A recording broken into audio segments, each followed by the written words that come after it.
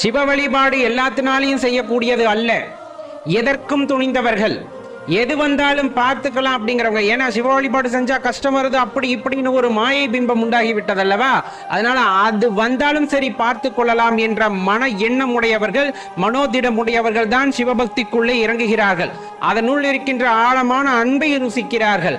மாறாக இந்த உலக பற்றுகளிலே ஆசை கொண்டவர்கள், பணம் புகழ் இந்த மாதிரி எல்லாம் எனக்கு வேண்டும் என்ற அடிப்படையிலே ஒரு ஆசை உள்ளவர்கள் சிவபக்திக்குள் வந்தாலும் அவர்கள் நீடித்து அந்த பக்தியிலே இருப்பது இல்லை. மனோதிடம் இருக்க வேண்டும். சிவபெருமானை பிடித்துக் கொண்டால் எல்லாம் அவர் பார்த்துக் கொள்வார் என்ற நம்பிக்கை யாருக்கு இருக்கிறதோ அவரால் தான் சிவபக்தியை தொடர்ந்து செய்ய முடியும்.